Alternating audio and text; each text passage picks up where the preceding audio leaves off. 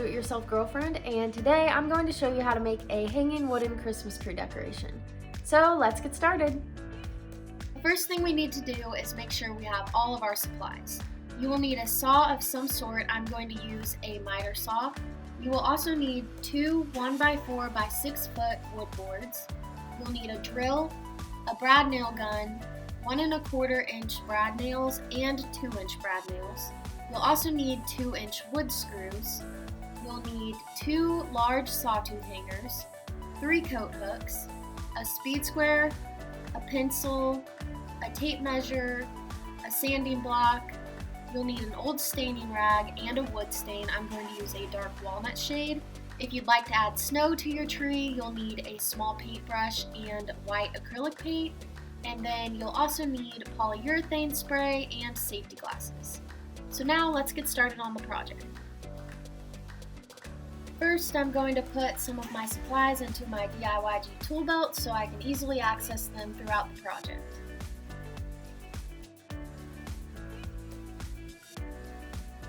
We first need to measure and cut our wood pieces on the 1x4 by 6 foot boards. We'll start by making an 8-inch mark on our first board. And then you'll want to come in with your speed square and create a straight line so that it's easier to cut with your saw. With this first board, you will need 5 8-inch pieces. And of course, don't forget safety glasses. You'll need to line up your saw blade with your pencil mark and then cut the wood all the way through. Since I'm going to have 5 pieces that are 8 inches, I'm just going to use that first 8-inch piece as a reference for my pencil mark, so I don't have to measure all of them out separately.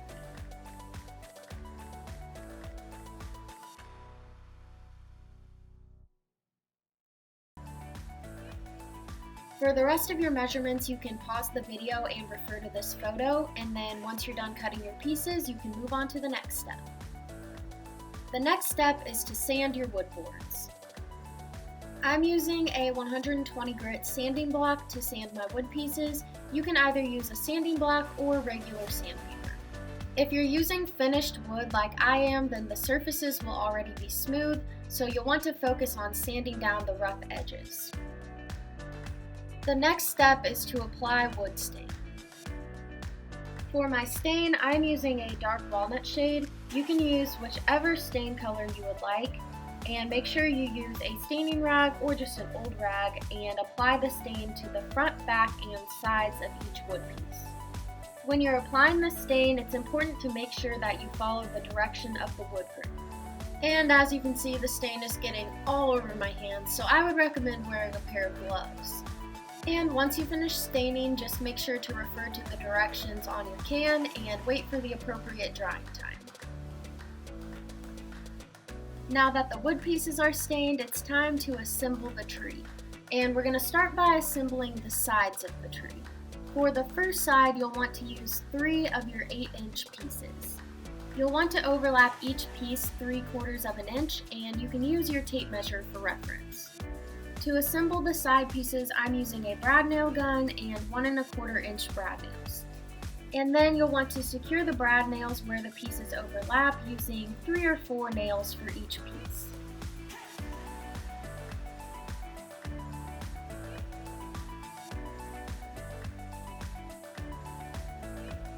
For the other side of your tree, you're going to use the same exact process, except this time you'll have 2 8-inch pieces and then your 7 1/4 inch piece.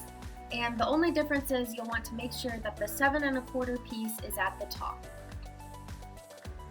Next, you'll want to switch out your 1 1/4 inch brad nails for the 2-inch brad nails, and we'll use the 2-inch brad nails for the remainder of the assembly. Next, we'll attach the 2 sides together where the shorter side will butt up with the longer side at the top. Make sure that the 2 pieces are flush and then secure the 2 sides together by placing 3 to 4 brad nails connecting the 2.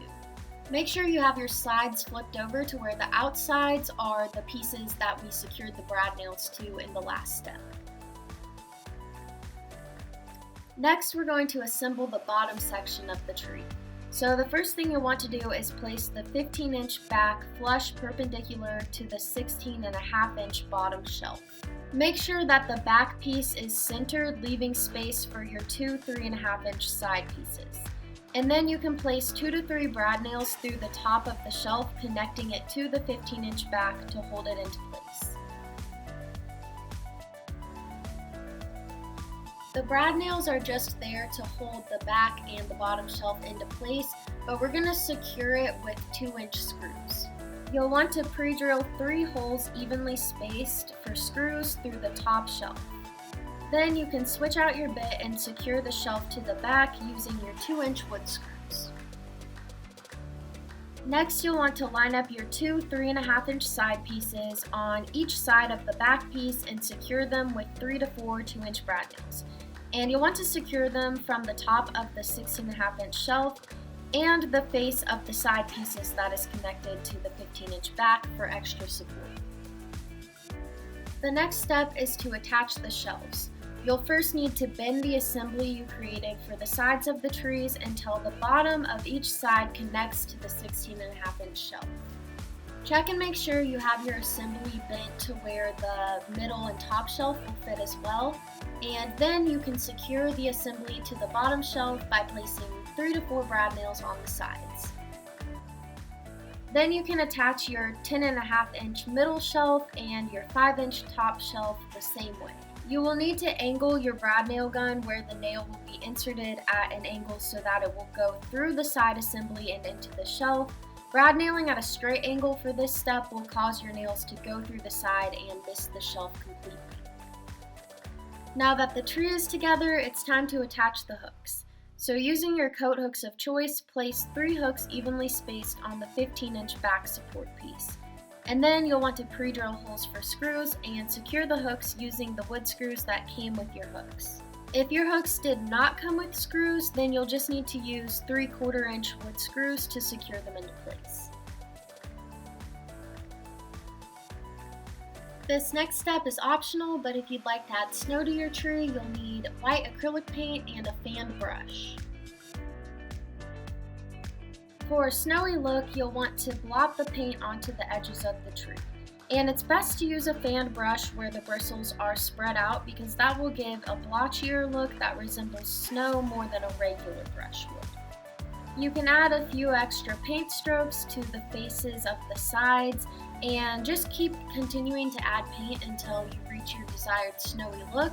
And after that, wait for your paint to dry before moving on to the next step.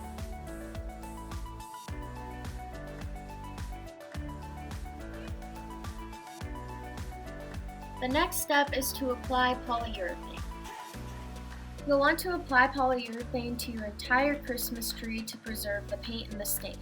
You can use whatever kind of polyurethane you prefer. I'm using a clear satin polyurethane spray, and you'll just want to make sure that you refer to your instructions on the can for application and drying time. The next step is to attach your sawtooth hangers.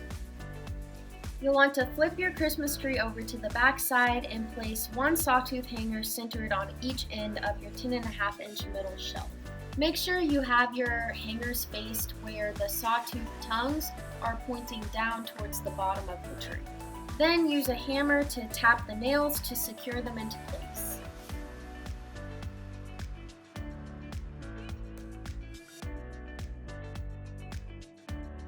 Find a space on the wall where you'd like to hang your tree, and then you'll want to hammer 2 nails into the wall where the sawtooth hangers will meet the nails. And then all you have to do is add your Christmas decorations.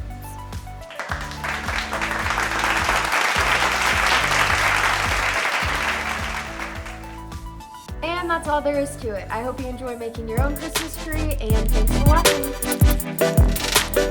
watching.